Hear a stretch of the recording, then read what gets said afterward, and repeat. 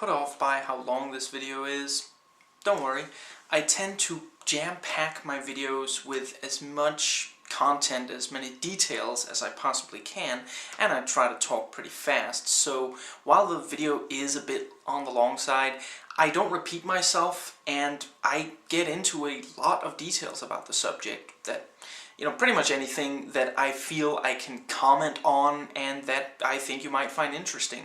But hey, if the video is just too long for you to watch, chances are I recorded a shorter version, and the link will be in the description box. It's not an inferior video, it's merely a Cliff's Notes version of this very video. Deus Ex Invisible War, a title that is constantly dropped in early briefings, video game review. It has been decades since the end of the first one, and the world has had to rebuild itself. You find yourself in New Seattle, a place where there's a strong distinction between the slums and the richer part of town, with nightclubs and the Tarsus Training Academy, where you have just, or are just graduating from. The game wastes no time letting you know that Tarsus has been lying to you, and you find yourself with two different factions telling you to join them. The WTO, a worldwide military and government organization, and the Order, a religious faith which, well, it's trying to unite all the faiths from the old world, I suppose, so definitely has guts. And it's seeking to enlighten man and focus on,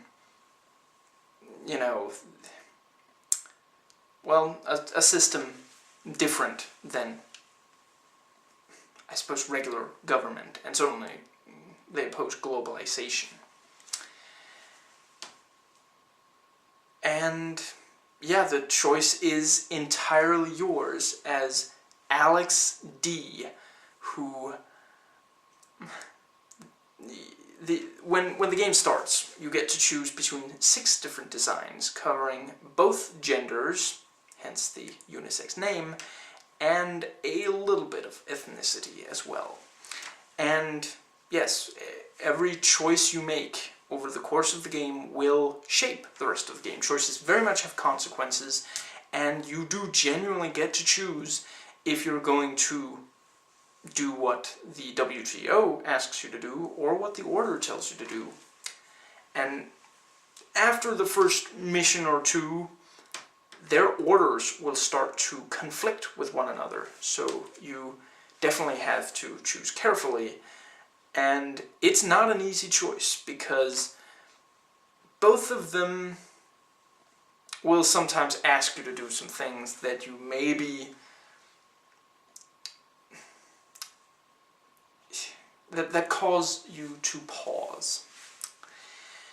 This game is, in addition to, it's not only taking place in the same world and universe as the first one.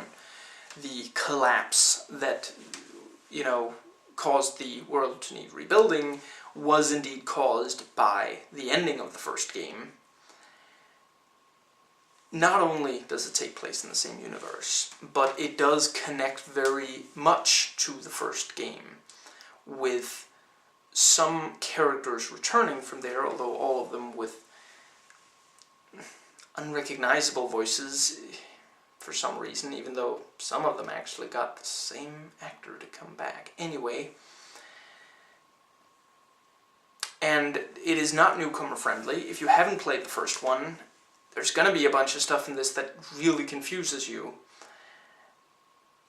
And it also, it doesn't retell everything from the first game. It retells some of it. It doesn't retell all of it, And it couldn't, because there are a million plot threads in the first one. And the first one covers every major conspiracy theory that, Men in Black, what's it called, Area 51, everything. I could give you more, but I'd be spoiling the first game. So, yeah, it couldn't. Anyway, it shoots itself some in the foot by being a straight continuation. It tries to be very much in the same style, although it changes some things, a few of them for the better, but most of them for the worse. And in general, it is not as bad of a game as Prince of Persia 3D, not by far. It is in fact not a truly bad game at all. It is a good game, but the first one was an excellent game, a near perfect game. But, like Prince of Persia 3D, it tries to be a tribute to what came before it, instead of saying, okay, we did some great work in the past, let's try to move into the future, instead of,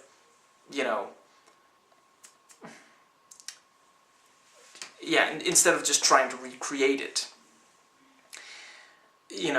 What they should have done was what Prince of Persia Sands of Time did, and just say, you know what, we're taking the basic concept and just moving in a different direction. That's what I'm hoping the third one does. Haven't played it yet, no spoilers. Now, I will try to go into some of the good first. There are more robots in this game, and as you progress through the game, they get bigger and bigger, and they get to be genuinely huge, and by the end of the game, their footsteps near you, let's say you're, squatting behind a crate, hiding from a robot, if it, turns behind, on the other side of those crates, the ground will shake, You don't just hear it, the screen will literally shake. You can really tell these, you don't want to mess with these things, And the designs are really interesting. I'll be honest, the first one did not have that interesting robots, and it really didn't have very many. You basically had the ED-209 knockoff and a little, shoebox on wheels, There might have been others, but those are the two I remember at least. This one, it has one that is supposed to be like the ED-209, I think, but it's basically like a bulldog, and it moves like a bulldog. If it knows you're there, and it's got like a shotgun on its back, so you don't want to be captured by it, you don't want to be, caught up to by it. If it, senses that you're near it, it will turn and literally run like a dog straight at you and, try to shoot you. Now, and also, definitely, you actually do get to choose between different options. Nearly every single mission in this game, you will have two different options of how to approach it, or the missions that matter, at least. There are side missions which you can choose, to do or to not do. And also, but yes, and, you generally get to decide who am I going to help, and what, and such. And your choices really do have consequences. This isn't a spoiler, it happens pretty early on in the game. At one point you meet these, they're called the Omar, and they're kind of like the Borg, and they do trading. Well, not quite like the Borg, but yeah, they have a group consciousness is what I'm getting at. And they look really cool. They're actually some of the only really interesting designs in this. But anyway, and you can trade with them, and they will tell you, we could use your help, because, you graduated from Tarsus, you're, high class, you're a good agent, you've got skills, they're multiplying. Basically, everyone wants you to do something for them, and the Omar will tell you, you will get a discount if you do this for us. And what they tell you to do is obviously illegal. These are black market traders, but you might want, some of their merchandise. However, you can also choose to say, you know what, this is wrong. And you can go and report them. You can't do both. If you report them, yeah, you know, so, or you at the very least lose a discount if if you report them. Even if you had a discount, you'll lose that discount. So, weigh rewards carefully, as the one of the loading screen tips suggests. Now, the graphics have definitely gotten an upgrade from the first one overall. And I suppose, well, I should talk some about what the game is even like. For the if you haven't played the first one and you still feel like this is the one you want to play, I guess it might be difficult to find a computer that could still run the first one in this day and age. So if you haven't tried that one, or if you just don't care to, whatever, you just want to play this one, this is how the game works out. Basically, this is a hybrid of a role-playing game, a first-person shooter. I suppose those are basically it. Yeah, and basically, well, there might be others. Anyway, basically, whenever you get a mission, and there's also like dialogue choices, and you can and it will mean it will very much have consequences, like the missions, like the choice of objective you complete in a mission. But anyway, when you basically, a mission will typically take you into an area, and in that area there are typically some guards, human or modified like yourself. There may be robots, and there are probably also cameras and sometimes turrets. And turrets tend to be inactive at first. If one of your enemies sounds the alarm, the turret becomes active, and it starts looking for you. And it, looking for you basically with its own little camera. So basically, you'll see it like spinning around, for example. Not spinning, turning around gradually, and get caught by it, it'll shoot at it. And, the camera will also, if it sees you, and this is something, in the first game, they don't have this, but in this game, they have this sort of, there's like a field emanating from a camera, going out in like a triangle. Like in Commandos, you have it in 2D, where you can choose to see how far can this enemy see. In this, every camera has that, so let's say you're around a corner, you can see a little bit of that field from around that corner, so okay, the camera's looking over there now, and then when it moves, you can't see the field anymore, and to move, That is very, very helpful. Now, you can choose to sneak around. You can maybe find a security computer to hack, and, basically turn their security system against them. Have the, what's it called, the turret start shooting at the guards.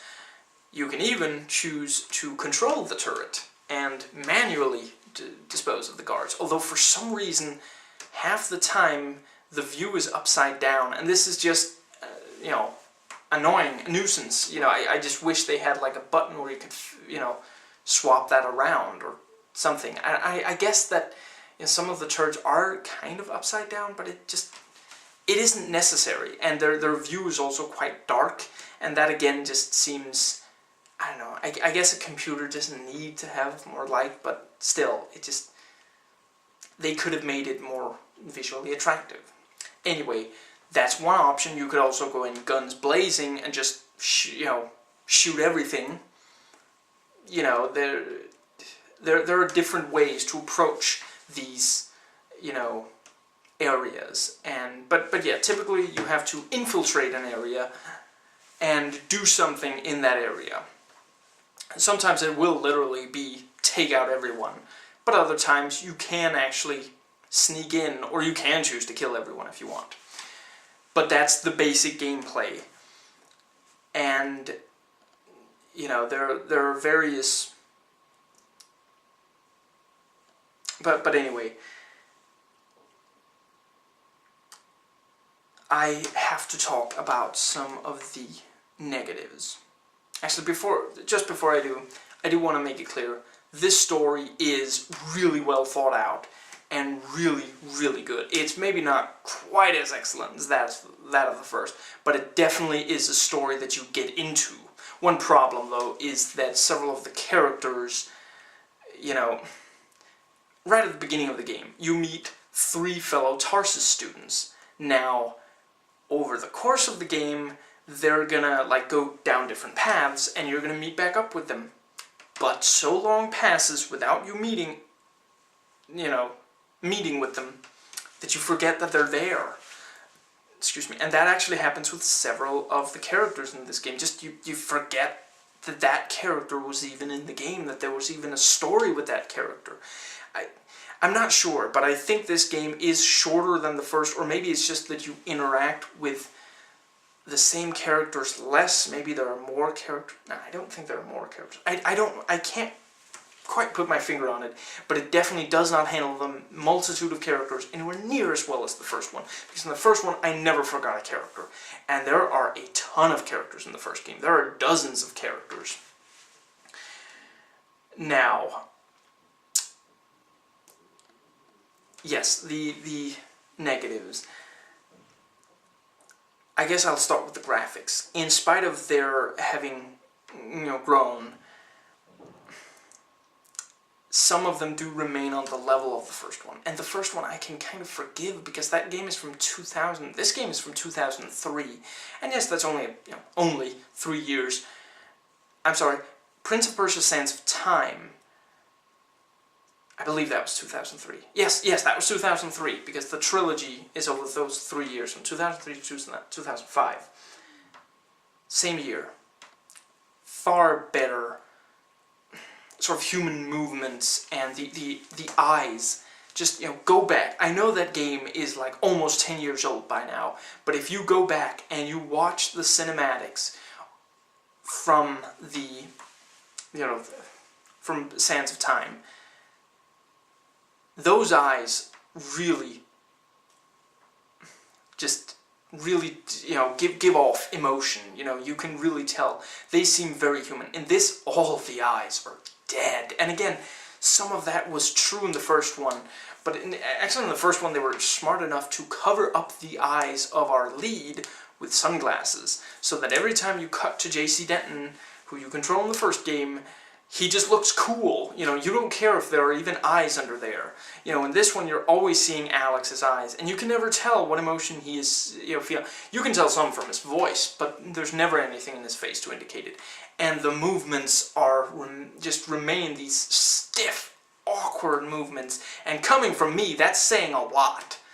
So it just, and the designs, that I said before that the Omar are some of the only interesting designs. Those and the robots are basically the only interesting designs. Other than that, all the people look essentially the same. I mean, not quite the same, but they don't, there aren't interesting designs.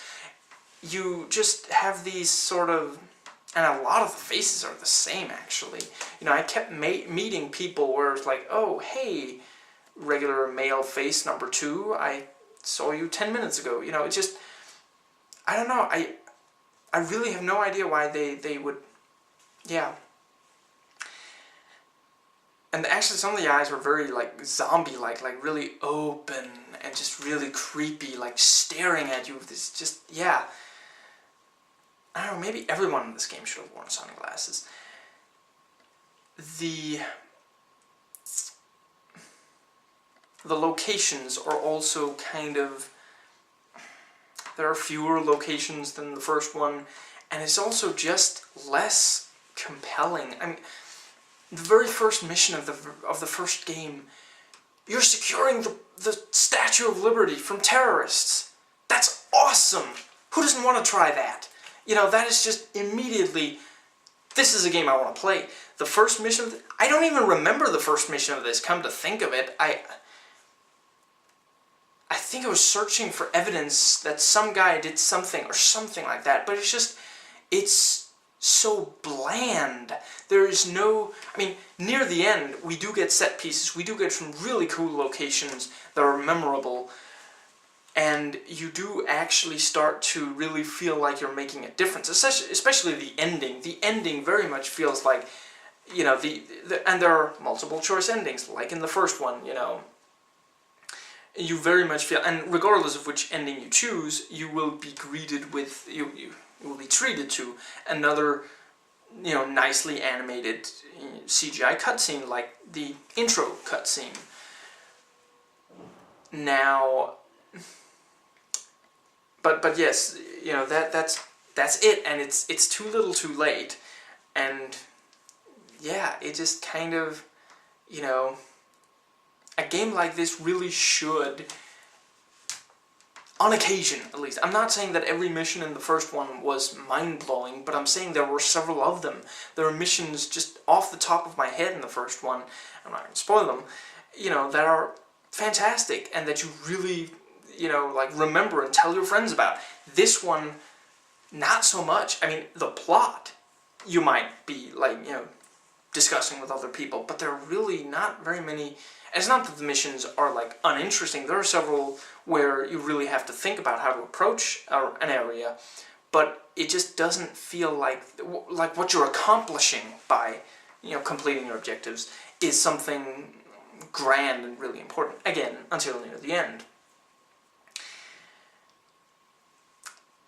And I suppose that more or less, I gotta get into the streamlining. This is the first game the earliest game I know of that has streamlining. I've spoken out against it before in other videos, and it's just, I'll try to keep it relatively short because I've made my point in other videos.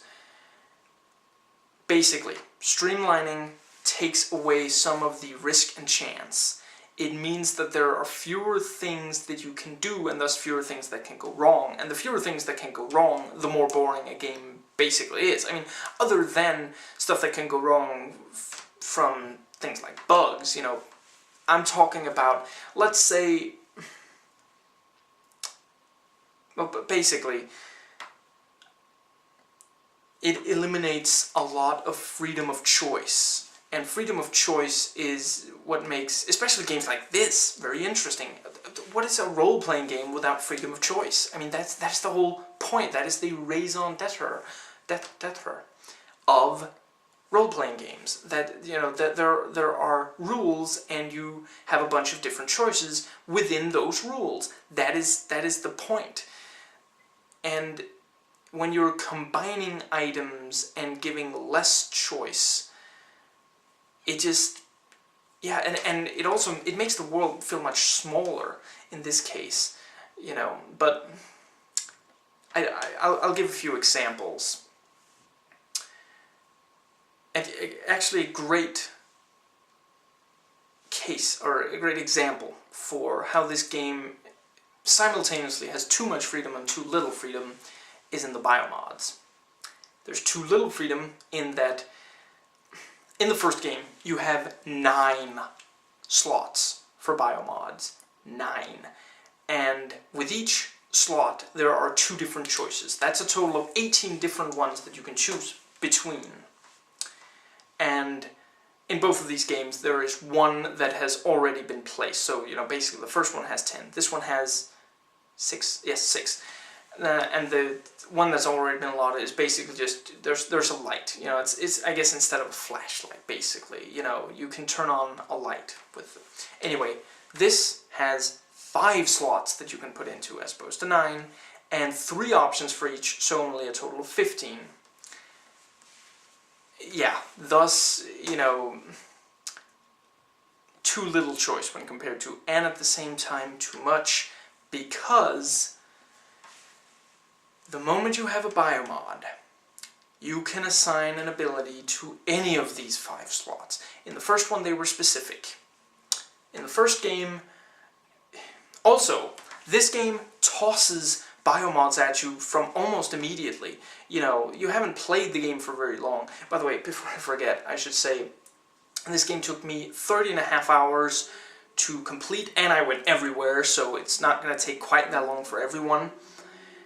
You know, I pretty much did everything I could. If you don't actually do all the secondary objectives and all that, you know, it's not going to take as long. And going by the, you know, the numbers on the save games, roughly 14.5 hours. So that amount of time of actual game time, so, you know, in between loading and, you know, stuff like that. Anyway, almost immediately, this game throws a couple of biomods at you, and you instantly have to, you know, okay, so I guess you know, and you have several different, you know, choices of biomods. In the first one, it's not immediate, and you really only get access to the different abilities over the course of the game. It is build-up.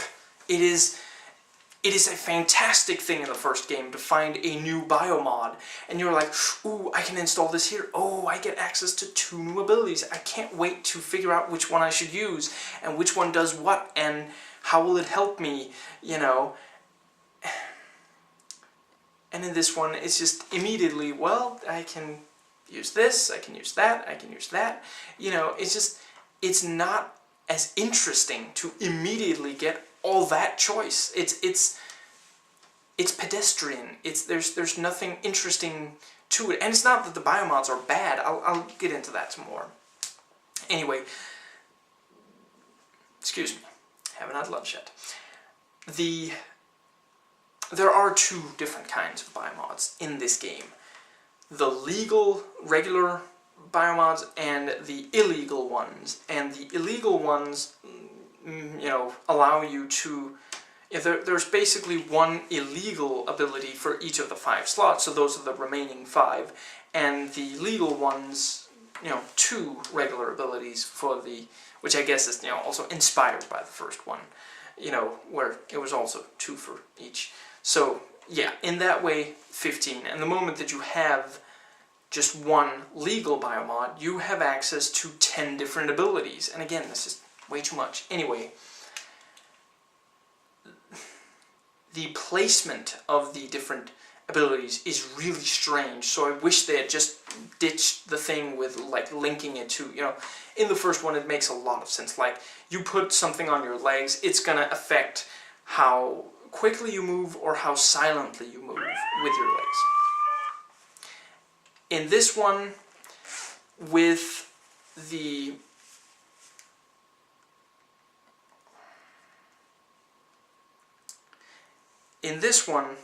however,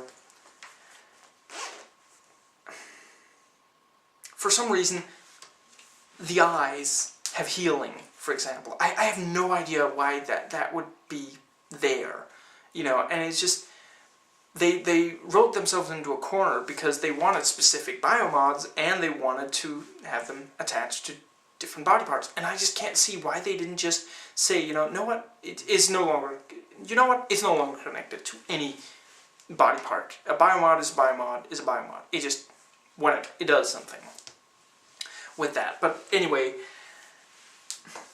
the biomods, I mean, there are a couple that I didn't personally, I tried all of them, definitely. I will say, this isn't a spoiler, because, again, you find out immediately what the biomods can do. There's one that, like, is good against, I shouldn't say, it's a spoiler, but basically, almost all of them are useful in some way or capacity, so pretty much, you know, almost regardless of which you choose, you'll be, you know, you'll be deselecting something that could have also helped you. So you do have, and that's also, again, too much freedom. At any time, you can remove a biomod's ability. Again, just, in the first one it's final, and that's how it should be. It doesn't feel right that you can actually change something that you installed in your body like that. It seems stupid. Why would it? And a choice like that should be final. That's, again, consequence. You know, that's the great thing about these 2 games, is consequence. So why this game is so quick to remove some consequence, I have no idea. Anyway, whatever. Basically, you have, at any point, you can remove an ability and install a new one, as long as you have the biomod canister to do so. Also in this one, biomod canisters are also upgrade canisters, so again, in the first one it was fun to find an upgrade canister and then decide what ability to apply it to. And besides, you can find tons of the biomod canisters, so it's not a problem to upgrade all the abilities that you want. You know, again, you can only, you know, have 5 at a time, all the way. You know, there are 3 levels to them. What I will say, again, most of the abilities are useful, and on the 3rd level, they tend to get an extra kind of, what's it called, advantage that you can really tell. You know, so some of them don't, but yeah, biomods really do matter, you know, in the game, and that, you know, that's very much a positive. Some other items are combined, such as the multi-tools and lockpicks are, you know, welded together. Basically, you only have multi-tools now, and so if you run out of multi-tools, you run out, you know, you can't pick locks, you can't, you know, hack things that, well, bypass, I guess is the word. Quickly before I go on, I do like that now you can eliminate these, like, what's it called? Lasers, basically. They're, you know, in both of these games, there are laser fences that you sometimes you can use multi-tools to bypass them, but now you can also use EMP grenades to stop, and I'm pretty sure that didn't work in the first one, at least. Pretty sure. But anyway, you know, you can do that. And in this one, there are 3 different kinds of laser. There's the red, which will set an alarm, the yellow, which will, you know, damage you quite a bit, and the green, which will release gas. Now, the multi-tools are not the worst of what has been combined. Where, if you use up all of it, the ammo has been combined. There is universal ammo in this game. So basically, there's just ammo, and it's used for every weapon that fires, every weapon that uses ammo, including the stun prod. So if you run out of ammo, you're just out of ammo, and there's nothing, you just have to find more ammo. And, you know, obviously, you know, different weapons use the ammo at different intervals, you know, so heavy and powerful weapon is gonna drain the ammo quicker. And again, I get what they were doing.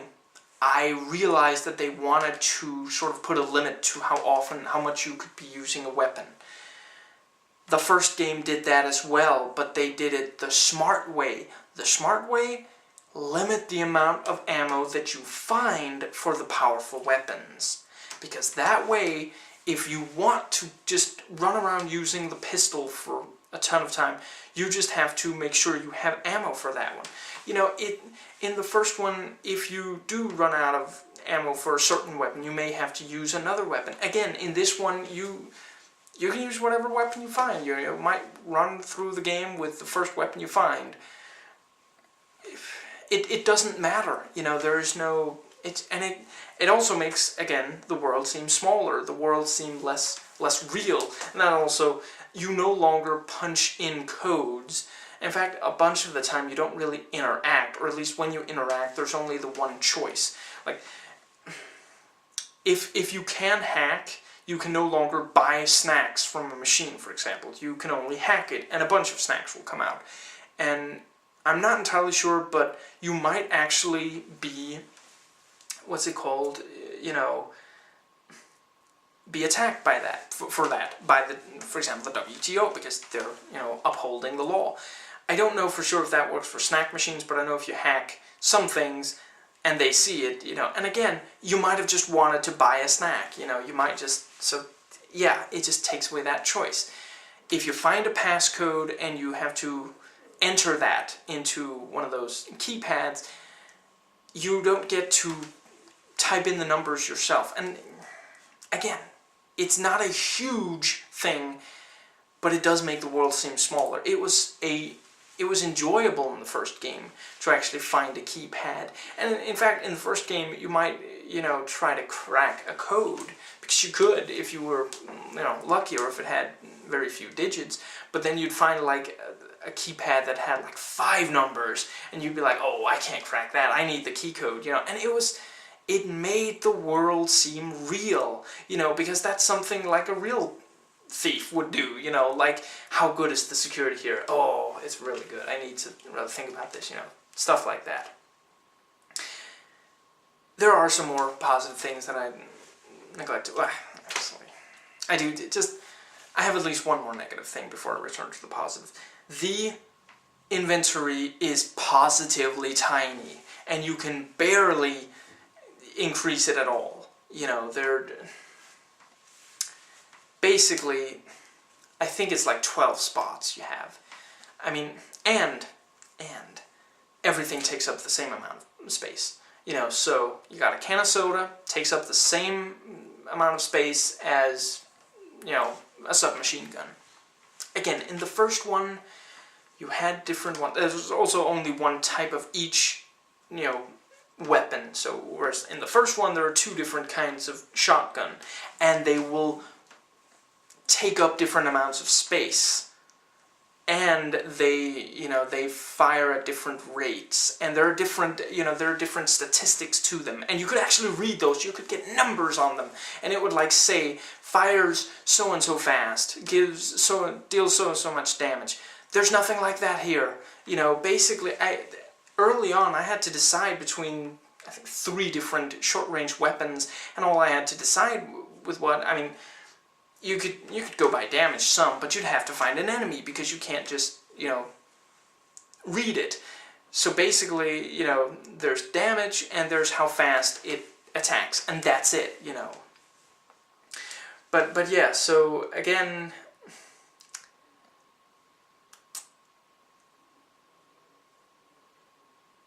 yeah, so it takes up the same amount of space. That takes away from your choices again, because in the first game, you can choose to fill up your inventory with nothing but weapons. Or you can choose to have a ton of tiny things. I mean, you can carry around a bunch of things that take up only 1 slot, or you can carry around 2 or 3 that take up 8 slots, or 6 slots, But no, in this one, no such, And then there's the nitpick of, you basically can't, if you want to drop an item, you have to go into your inventory. And if you want to take, if you want to cease, what's it called? If you want to unequip an item, you also basically have to go into, unless it's in the belt, which takes up 6 of the 12 slots. So, yeah, that's kind of annoying. Not a major deal. It is kind of, you'll want to have something other than weapons in your belt if you really don't want to go into the inventory to unequip something, because otherwise you might be drawing a weapon and it might be the wrong time to do so. Now, I think that does bring me back to the positive. There are several different grenades in this one. The first one had a handful of types. I believe this one adds a few types as well, including, the spider bots from the first one return, and that was another type of robot. Anyway, in this one you can use them yourself. There is a grenade called a spider bot grenade or something like that, and if you throw it, a spider bot will come out of it, and it will attack the enemy. And several low-level enemies also use this. And it'll attack with the, shocking you with electricity. And again, you do have, I already mentioned EMP. You also have these, you also have these scrambler weapons, grenades and proximity mines. Yes, and this one, that was the one thing that, that was actually streamlined in the first one, and should remain streamlined. Anyway, they will actually change a robot's allegiance to you, you know. So yeah, if you use that on an enemy robot, they'll, you know, be on your side then, which is pretty cool. And you can actually sometimes be lucky enough to use a turret against a robot. You know, I don't think I ever managed to turn a robot against another robot, but I guess it might, it's maybe possible. Anyway,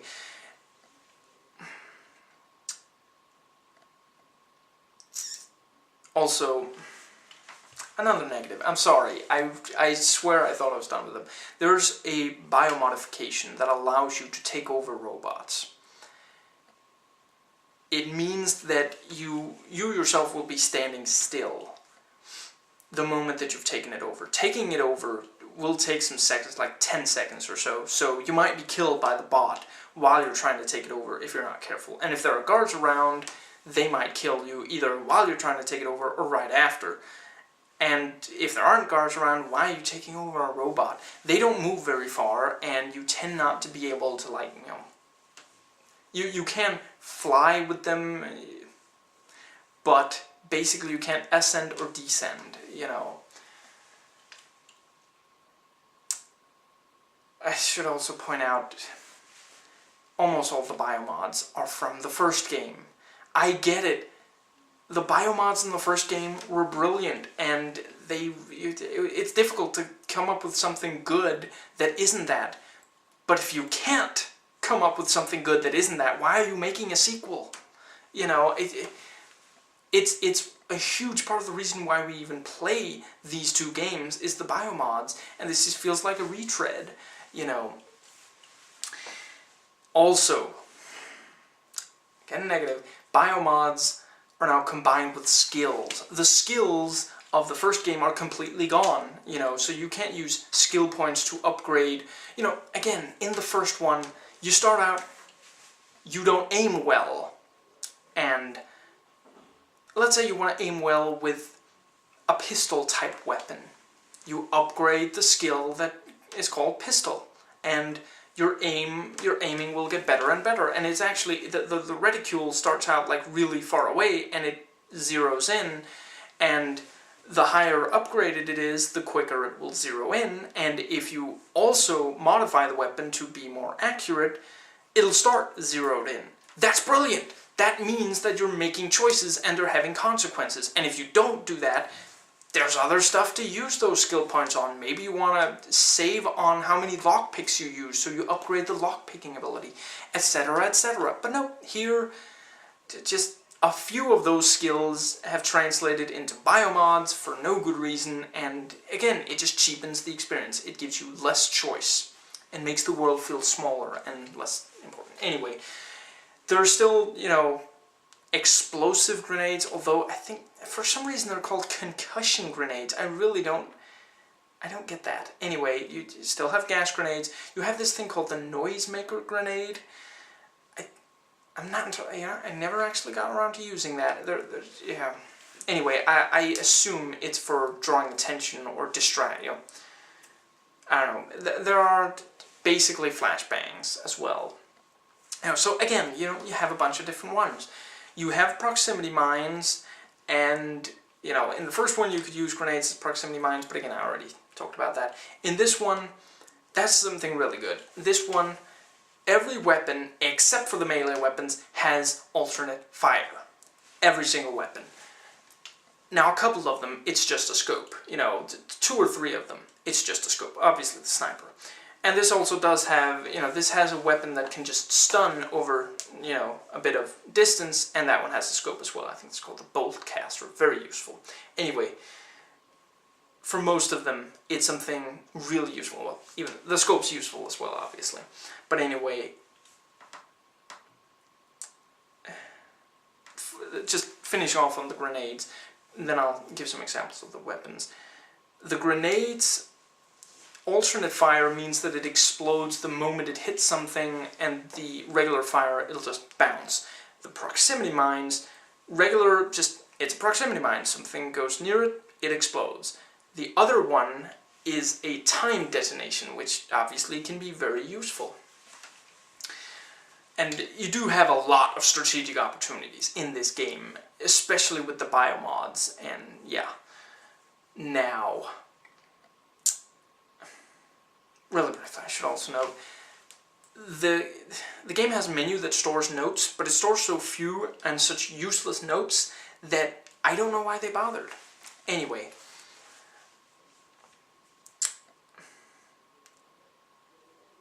this game also does make some use of returning to a location you already went to and things have changed, although unlike what the first one did, in this one several of the areas of that location, you know, won't be accessible anymore, and yeah, so it feels a little cheap.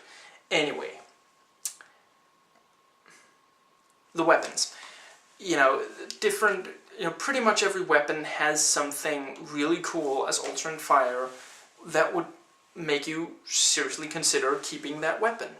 You know, I think it's the shotgun has, like, what's it called, like, maybe gas grenades, or maybe, like, flashbangs, you know, and, yeah, just different ones have, you know, different really cool alternate, you know, one of them has, like, EMP, and, yeah, you know, that's really useful, to be able to shoot EMP, and to properly aim it instead of just tossing the grenades and such. So, yeah, there are some really, really useful ones. I guess I could give some more examples of the biomods. There's one that allows you to... It enhances your vision, and at first it's basically like night vision. And then it gets to seeing through walls, and you can see your enemies through the walls and plan your strategy, because suddenly you're not running into a room blind. You're like, okay, so there's a guy there and he walks back and forth, there's a guy there, he stands still, you know, stuff like that. Very cool. You know, you can hack, already mentioned that, I think. There's one that makes your footsteps extremely quiet so that you can walk very near a guard without being heard. There's one that allows you to pick up heavy crates and such, and you'll be able to throw them further and, you know, such. And it also enhances the melee damage that you deal, so it'll make you very effective at short range. You know, and I suppose that more or less covers the game. I know I'm really ragging on it. I swear it does have a really good plot, and there are some very compelling plot twists. Voice acting is pretty decent, and like characterization is pretty good. You know, you really get into the plot, and even if you don't love the gameplay, and I'd say it's not as good as it was in the first one, but it is still really, really good, and it is very cool to be allowed to, you know, make your own choices as far as what, I don't know, what, you know, what will you do and what won't you do in order to, you know, you really do get to choose. I mean, WTO are the law, so you can choose to just be completely Judge Dredd, I am the law, and, you know, do everything by the book, do everything they tell you, or you can choose to never help them and just always, you know, help the religious organization. One thing I do want to make clear, though, is, well, make clear, I just want to bring this up.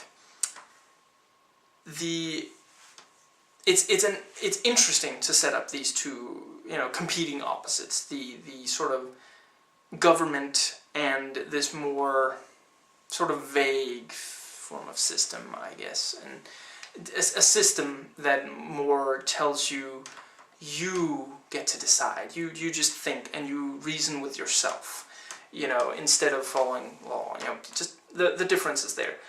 But even if you do choose, you know, one side entirely over the other, there is still, you know, I mean, basically, the Order are telling you that the WTO are, what's it called, corrupt. There is a corrupt sort of controlling organization in the game as well. You know, so even if you do help the WTO, there is still, that other, you can have your cake and eat it too, I feel. And with the Order, there is still an aggressively, an aggressive religious faith in the game. So again, just, even if you do choose, to help the Order, there is still that. And yeah, again, I do kind of feel like, but you know what? Maybe it just makes it more nuanced, because, hey, sometimes, someone will be, someone will call someone else corrupt when really it's a third organization that's corrupt, and sometimes someone will say that religious faction is really dangerous when really it's a different religious faction that's really dangerous. And yeah, not all religions are dangerous, not all governments are corrupt. So I say you decide, if you think that it makes it, if you think that it's a cop-out, or if you think that it makes it more nuanced. But anyway, summing up, it's a good game, it's just not an excellent one. And yeah, I'm glad I played it. I enjoyed it. I will say that, you probably should have played the first one first, or a bunch of the story you're not gonna really be able to follow, I'd say, but I could be wrong. But yeah, it's a fun experience, but, actually, if you do play this and you think that it should have been just a little better, and you haven't tried the first one, definitely go for the first one. I've reviewed other parts of this series, the links are in the description box. Please rate and comment, and hey, if you like this video, that subscribe button's just waiting for you to click it.